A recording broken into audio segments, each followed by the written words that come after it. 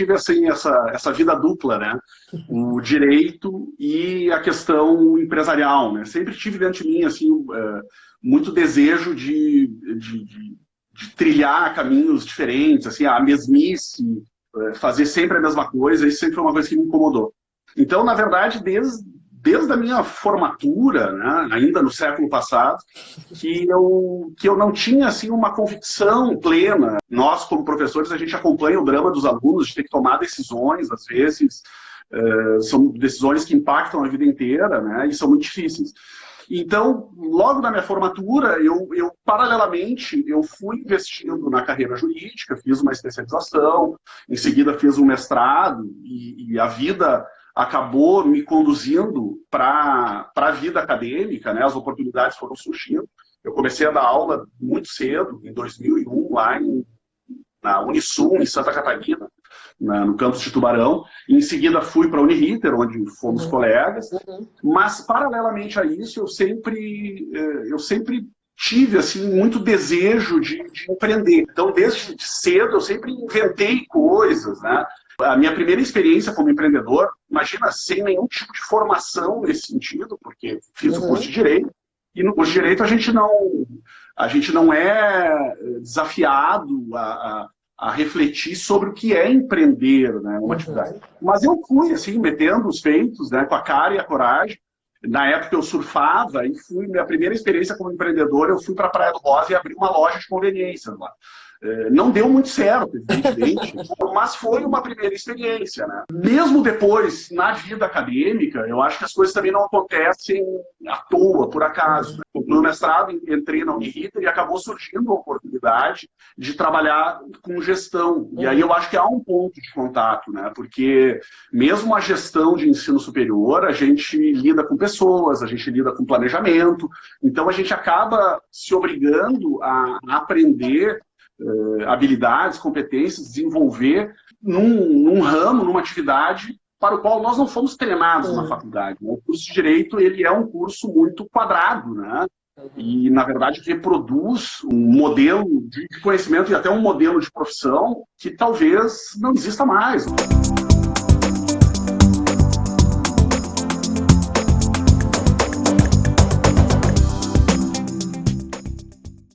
Bacharel em Direito, que vai exercer a advocacia privada, tem que ser essencialmente um empreendedor. Eu fiz a minha faculdade nos anos 90, naquela época, a visão que se tinha do advogado era o sujeito que se formava, ele alugava uma salinha, botava uma plaquinha com o seu nome, ficava sentado, e os clientes viriam naturalmente, e o sujeito precisaria apenas se dedicar a estudar, conhecer doutrina, jurisprudência, para poder exercer a sua profissão.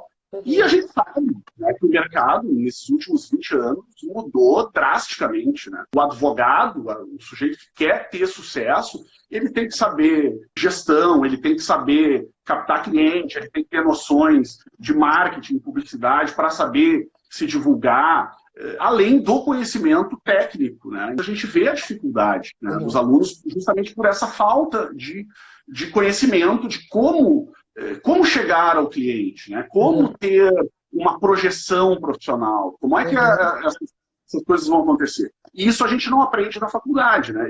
Comigo, acabou acontecendo de eu trilhar esse caminho paralelo por um desejo pessoal, por uma motivação pessoal.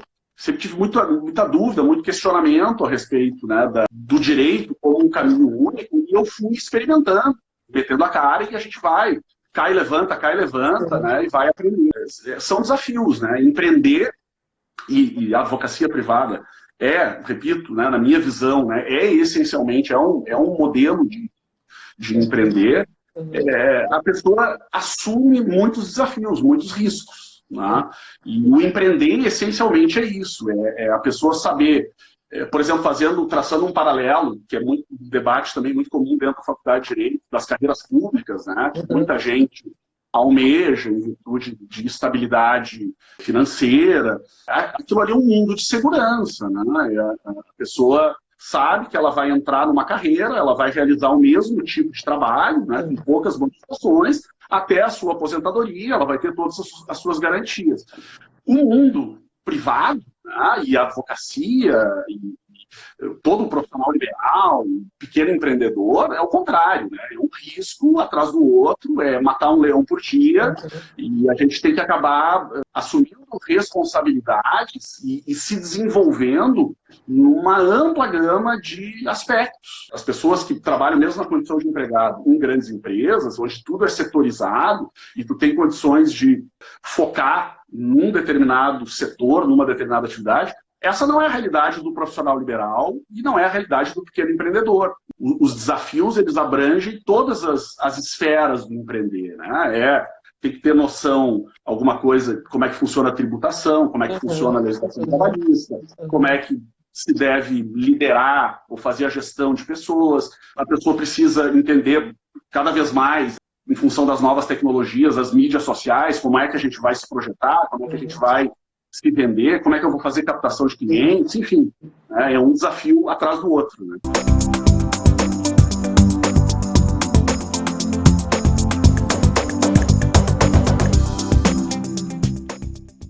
Esse dilema, eu acho que é de muitas pessoas, né? É claro que quando a pessoa sai da faculdade, é jovem e tem toda aquela ansiedade de se firmar profissionalmente, de conquistar sua independência financeira, evidentemente o concurso público é muito sedutora a ideia, né, de ter essa garantia. Porque logo que me formei, uma das primeiras coisas que eu fui fazer um curso de preparação à magistratura do trabalho, seduzido por essa ideia.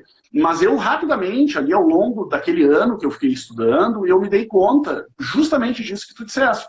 Eu não vou conseguir, né? Pelo meu perfil, pelo meu temperamento, eu não vou conseguir fazer a mesma coisa uma vida inteira, as mesmas rotinas, né? E essa inquietude, esse desejo de assumir desafios, esse eu acho que talvez seja o primeiro ponto que cada pessoa, cada estudante, cada universitário, cada pessoa que deseja empreender, precisa se questionar, né? Fazer uma autorreflexão. Né? Qual é a minha postura em relação aos riscos, né? Em relação à rotina?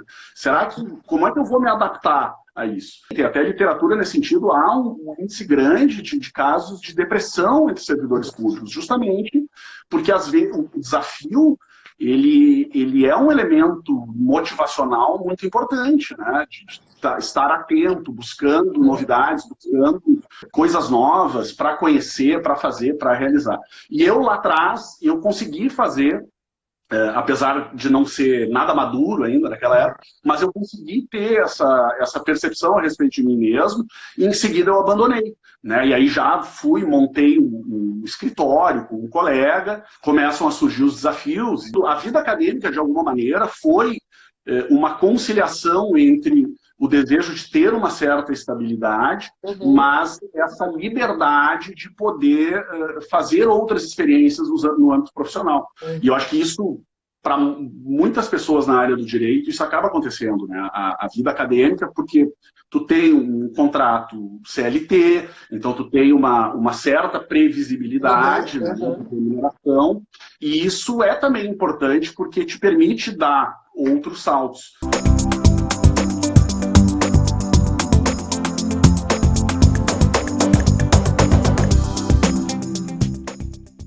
É difícil, né? É muito duro, né? Sobretudo no início, né?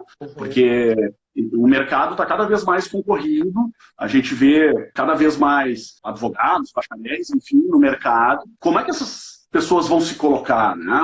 Onde é que vão encontrar a sua posição, os seus clientes, a sua estabilidade de remuneração? Isso leva muito tempo, né? Um escritório, um sujeito que começa a advogar hoje, ele vai demorar muito tempo até ele ter um volume de ações, né? Se ele vai trabalhar mais no contencioso, até o volume de ações que ele começa a entrar naquele giro para ter uma estabilidade financeira, isso é muito difícil, né? E é uma atividade que exige que o profissional assuma, né? Se tu vai exercer nesse modelo tradicional de tu teres o teu escritório, tu vai ter que assumir muitos custos, né?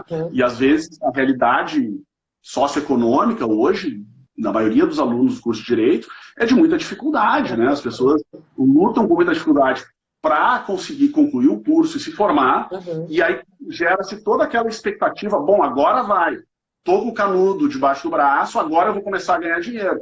Quando a gente sabe que é bem diferente, né? Aí é que exige um investimento, a pessoa vai ter que locar uma sala, vai ter que assumir uma série de custos, de despesas, e até o momento que o dinheiro começa a entrar, como é que faz? Né? Então, tem que ter essa predisposição ao novo, ao enfrentamento de desafios, e a pessoa não pode achar isso um fardo, né? Algo muito pesado, porque senão a coisa não acontece.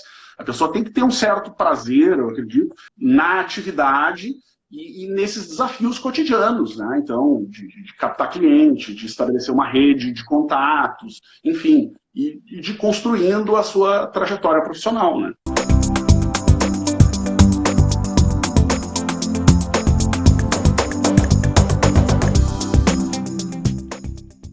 E eu observo muito, por ter sido professor há tanto tempo, como é que se dá o processo de aprendizagem, né? E é impressionante, né? O método tentativa e erro, ele é muito eficaz. É claro que isso não significa que a gente não deva se preparar, mas não adianta, a gente vai errar. E é errando, né? Isso talvez seja um clichê, mas é errando que vai se acertar em algum momento. Talvez essa nova geração tenha uma pressão menor, uma cobrança menor. Não sei se a nossa geração, talvez sobre nós tenha sido depositada uma expectativa demasiada, e isso acabou sendo internalizado por nós. Eventualmente, num primeiro, num segundo fracasso, a pessoa desiste, o que é um grande equívoco, né? Sobretudo no empreender, né?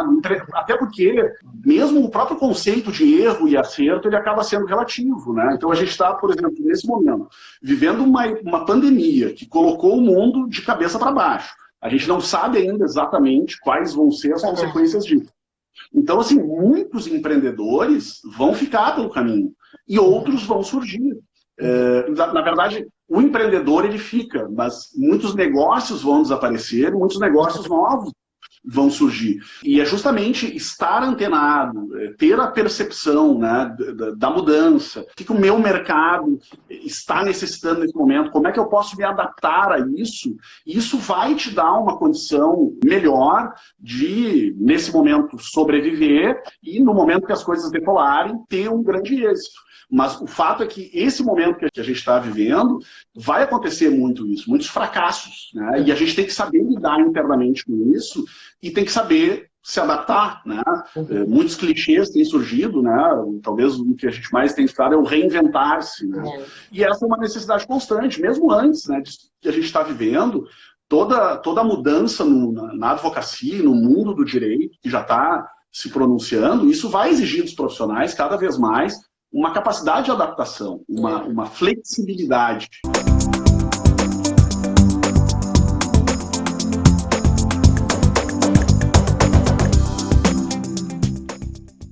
Quando eu e a Fernanda, que somos sócios e casados, né, quando nós casamos, a Fernanda vem de uma família de empreendedores, de empresários no interior do Rio Grande do Sul. Então ela tem isso na veia, né, a coisa do comerciante, do empresário. E o que dá a ela uma vantagem em relação a mim, assim, que tu não tens ideia, né? Porque tem coisas que a gente traz de casa.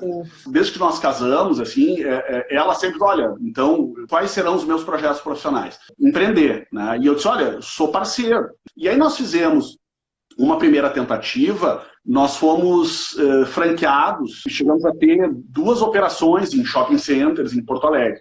Foi uma primeira experiência e a franquia, ela tem isso de bom, que ela te entrega todo o sistema de gestão pronto, né? Então foi um aprendizado muito grande para nós. Mas chegou um determinado momento ali, 2012, 2013, que a gente começou a sentir que o varejo estava começando a perder o fôlego, e depois acabou acontecendo toda a crise ali a partir de 2015. Vendemos a operação. Isso foi em 2013. E nesse meio tempo a Fernanda estava grávida do nosso segundo filho, e aí eu disse, não, vou dar um tempo agora e vamos pensar com calma. E aí ela foi fazer um coaching, um processo de coaching, para justamente encontrar alguma empresa, alguma atividade que pudesse investir. E o coach dela atendia em um escritório compartilhado, em um coworking. Conversa vai, conversa vem nesse processo, nesse coaching, ela se deu conta, disse, eu estou sentada no negócio que eu quero ter. Né? E aí começamos, então, a fazer uma pesquisa. Isso é um ponto fundamental para empreender, né? Pesquisa, muita pesquisa. Conversa, pesquisa, faz simulações financeiras. Nós começamos a pesquisar o mercado e aí nós chegamos no Easy Office, O Easy Office é uma empresa que já tem 12 anos de atuação no mercado. Às vezes as pessoas acham que coworking é uma coisa nova, ou a palavra coworking sim, mas assim, esse modelo de escritório compartilhado, ele já existe há bastante tempo. E aí nós chegamos no Easy Office, e aí negociamos, enfim, e assumimos a gestão da empresa. Na época a empresa, ela estava em situação assim, pré-falimentar, com poucos clientes, era uma empresa que ia fechar. Nós começamos, num primeiro momento, claro, a Fernanda, né, o mérito é todo dela, começou a trabalhar mídias, reestruturou todos os processos da empresa. Em coisa de 2 anos, nós já tínhamos triplicado o faturamento da empresa. E eu ali, na minha vida acadêmica, né, na minha vida de gestor na Uniriter, mas já vislumbrando.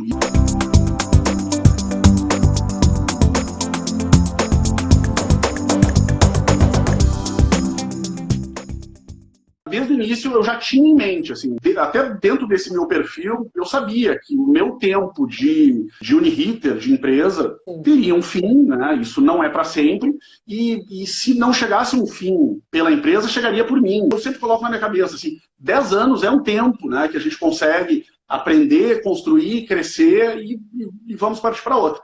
Então, nesse meio tempo, eu já comecei, em silêncio, evidentemente, né, sem divulgar muito, mas eu já comecei a fazer essa transição, né? Porque isso é muito importante. Às vezes as pessoas falam em transição de carreira, e aí acham que as coisas vão acontecer no estalar de dedos. Aí abrem mão de uma carreira consolidada para iniciar algo novo, né? E às vezes não tem fôlego, sobretudo financeiro, e acabam desistindo do caminho. Então nós construímos, eu e a Fernanda sermos um casal e empreendermos juntos, isso um apoia o outro, então isso facilita bastante. Mas eu consegui então fazer essa transição, né? Aí foi no final de 2018, então, que eu me afastei da vida acadêmica e me voltei com toda a força, né, para o Easy Office. E aí foi então ao longo de 2019, que nós já também havíamos planejado, a abertura de uma segunda unidade em Porto Alegre. As 2 unidades estão ali na Avenida Carlos Gomes, porque também nesse momento a empresa daí começou a crescer e ou nós profissionalizávamos a gestão ou eu entraria, né, com mais 2 braços ali para auxiliar a Fernanda. E aí inauguramos, então, no segundo semestre do ano passado, essa segunda unidade do Easy Office. Fomos pegos aí, como todo mundo, né, de surpresa com essa loucura dessa pandemia.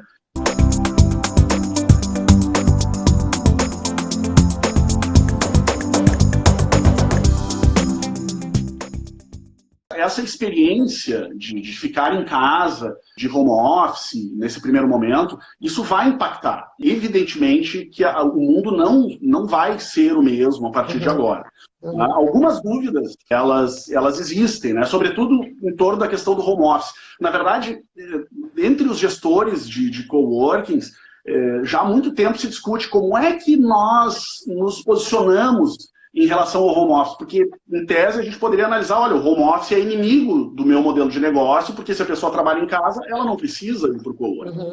No entanto, eu acho que uma das coisas que as pessoas já perceberam com essa questão do isolamento social é que o home office ele tem muitos limites. Não é assim aquele mar de rosas que talvez as pessoas pudessem imaginar, que bom, eu não vou precisar perder tempo mais no trânsito, eu vou poder trabalhar em casa, mas não é bem assim, né? A gente há uma série de situações objetivas que são difíceis de gerenciar, né, no trabalho dentro de casa, né? Filhos, é um espaço adequado, é uma condição psicológica, né, para tu te voltar para o trabalho.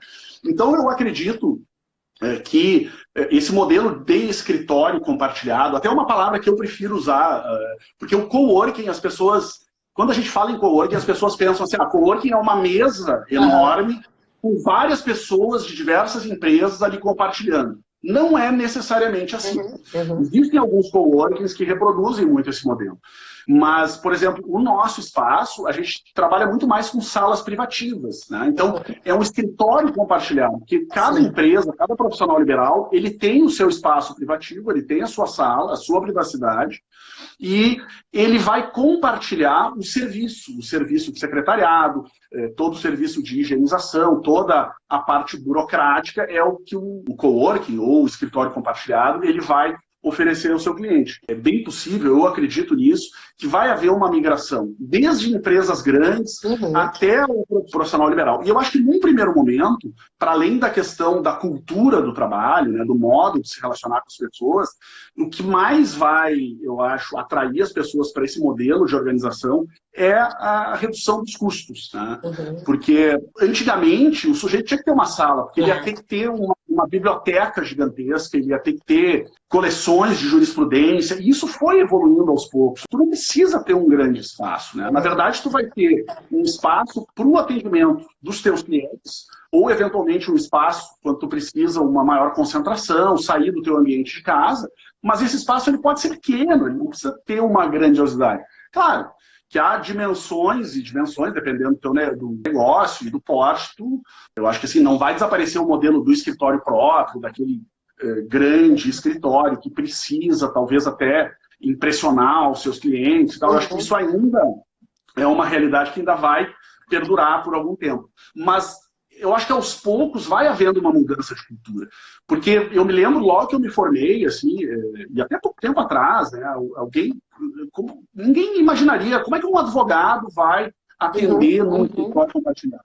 Como é que os meus clientes vão me ver? Talvez, então, por isso eu acho, no primeiro momento, nesse momento de crise, e que obriga todas as pessoas a rever os seus custos, o escritório compartilhado ele vai ser uma alternativa, e isso vai ser, naturalmente, um grande chamariz.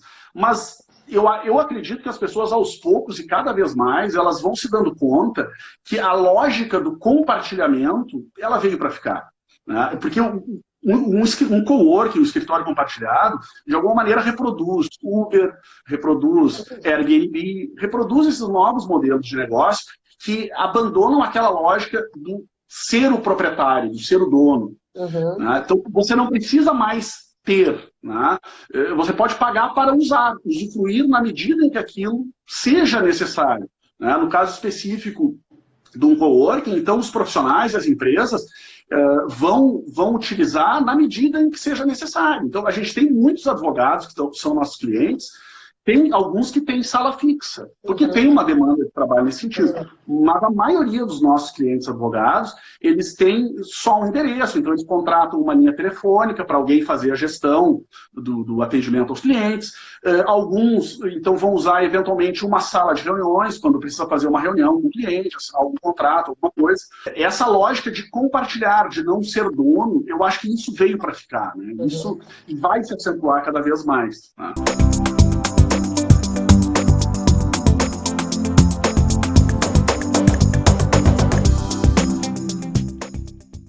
Nós temos um espaço ali para eventos e cursos. Muitas vezes até é uma questão assim, de agilidade, de profissionalizar a gestão. Independentemente do porte da empresa, tem que ter um funcionário, tem que ter um gestor daquele espaço, tem uma série de despesas. Quando, na verdade, tu vai ter um uso ali eventual, 3, 4, 5 vezes por mês, e acaba sendo muito mais fácil. Tu pega o telefone, tu agenda, e funciona muito bem. Eu tenho visto justamente que as pessoas elas já têm mudado, já estão enxergando isso com outros olhos.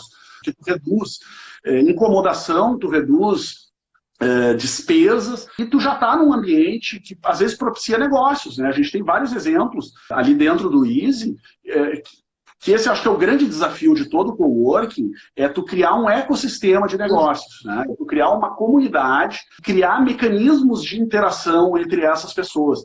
Porque daqui a um pouco tu tem um arquiteto, e aí tem um advogado, o advogado quer fazer uma reforma na sua casa, e ele já vai procurar um profissional, tem um engenheiro, um terapeuta, não sei o quê, que precisa de um advogado, e esse espaço acaba se constituindo também num elemento que vai potencializar a tua atividade profissional.